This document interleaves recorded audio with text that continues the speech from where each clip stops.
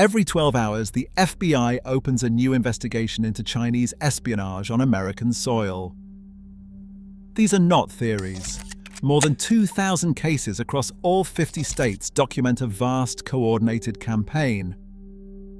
FBI Director Christopher Wray calls China the greatest long-term threat the nation faces. This is not Cold War paranoia.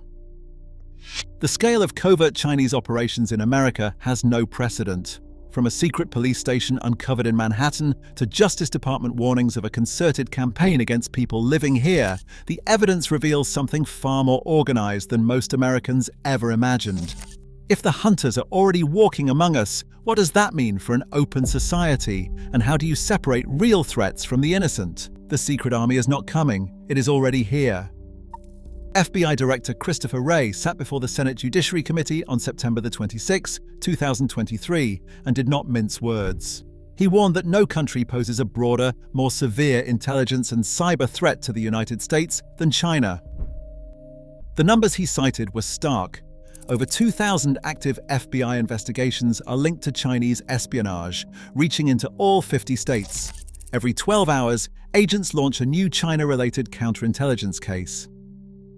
These are not vague suspicions, they are documented operations, tracked and prosecuted through public indictments and congressional records. A single glance at the FBI nationwide case map reveals a pattern. No region is untouched, no sector is immune. The scale is unprecedented, with cases spanning from Silicon Valley labs to small-town manufacturers, from research universities to city halls. Wray's testimony echoed through the halls of Congress. This is not Cold War paranoia. The scope and organization of Chinese covert activity on American soil has no historical precedent. The evidence is not hidden, it is accumulating in plain sight. A nondescript office at 107A East Broadway in Manhattan's Chinatown drew little attention until federal agents arrived in late 2022. Inside, investigators uncovered a covert outpost run by Liu Jianwang and Chen Jinping, both longtime New York residents. According to the Eastern District of New York indictment, case number 23 CR00118, this so-called service center was not registered as a diplomatic mission or a community non-profit. Instead, it operated as an undeclared extension of China's Ministry of Public Security, gathering information on dissidents and relaying directives from Beijing. The indictment details how Liu and Chen, acting under the direction of officials in Fuzhou, received encrypted messages through WeChat. When the FBI closed in, both men deleted entire chats at the request of their handlers, attempting to wipe evidence of their activities. Prosecutors described the operation as a direct affront to US sovereignty, citing the deliberate targeting of Chinese Americans who criticized the Communist Party. Beijing denied any wrongdoing, insisting the site merely offered administrative help to expatriates. But the charges of conspiracy to act as unregistered foreign agents and obstruction of justice rested on a paper trail that led straight back to China's security services. The Manhattan case was not an isolated episode, but the first time the hidden hand behind these clandestine outposts was pulled into public view. Operation Fox Hunt began in 2014 as an official campaign to track down fugitives accused of corruption. On American soil, its purpose took a different shape. According to the Department of Justice, Fox Hunt became a concerted campaign by the Chinese government to threaten people on US soil, reaching far beyond criminal suspects. In October 2020, 8 individuals were arrested and charged in Brooklyn for acting as illegal agents of the People's Republic of China. Federal prosecutors detailed how operatives in the US stalked and harassed a New Jersey resident, pressuring him to return to China by threatening his family overseas. The victim described late-night phone calls, messages warning that his relatives would be harmed, and even the delivery of a letter to his home that urged him to think of his loved ones. The intimidation was relentless. Agents tracked his movements, visited his neighbors, and made it clear that he was never out of reach. These cases show the human cost of transnational repression. Ordinary people were forced to choose between safety in America and the well-being of their families abroad. The threat is not abstract. It is personal, persistent, and sanctioned at the highest levels of the Chinese security apparatus. Inside American universities, the line between open research and covert recruitment is not always clear. The Thousand Talents program, launched by China in 2008, was designed to attract top scientists from around the world. Its incentives were powerful. Harvard chemist Charles Lieber received $50,000 a month and more than $1.5 million in research funding from the program, all while holding a US government grant. In 2020, Lieber was arrested for failing to disclose these ties, his case exposing how lucrative contracts and secret agreements can operate beneath the surface of legitimate scientific exchange. The University of Arkansas saw a similar case. A researcher there was charged with wire fraud after concealing an undisclosed grant connected to Chinese entities.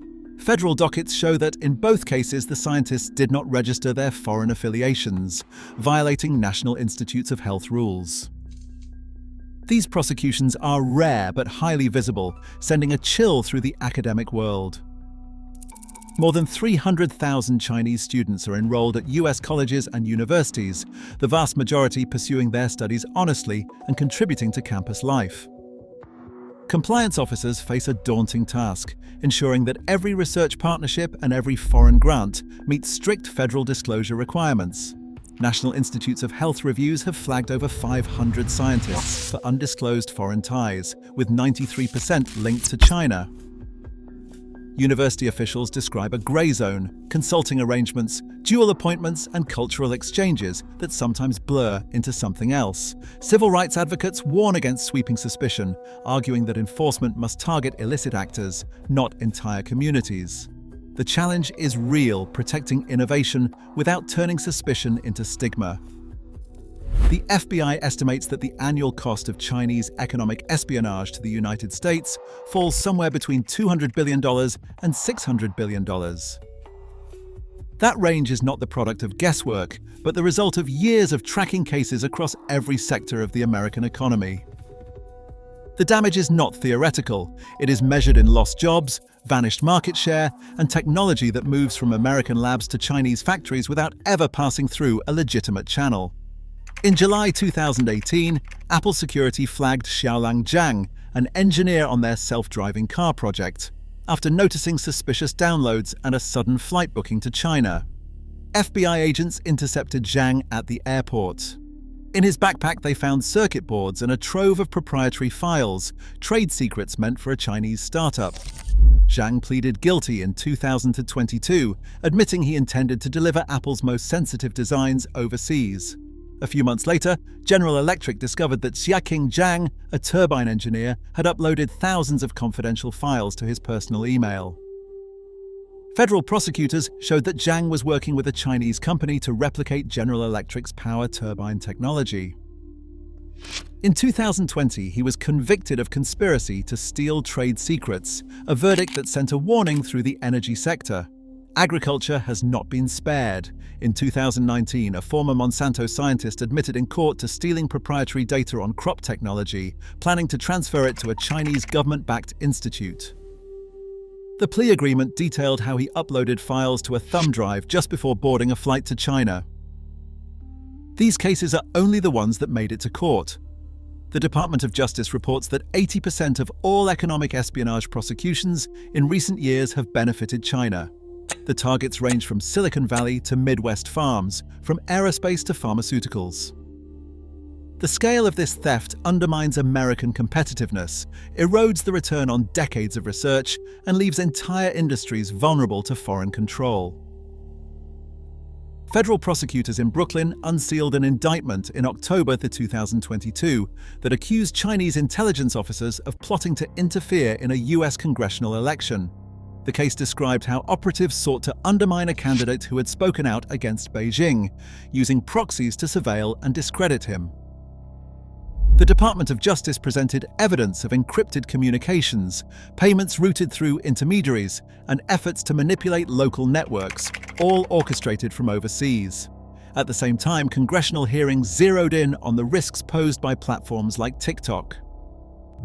Lawmakers pressed Chief Executive Officer Shou Zi-Chew on whether ByteDance could shield American user data from Chinese authorities. Under questioning, Chew admitted that Chinese law requires companies to comply with government requests, even as he insisted US data was stored on domestic servers.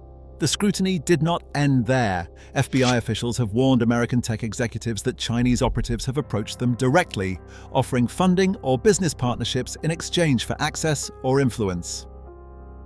These cases reveal a playbook that goes far beyond classic espionage, targeting not just secrets, but the machinery of American democracy itself.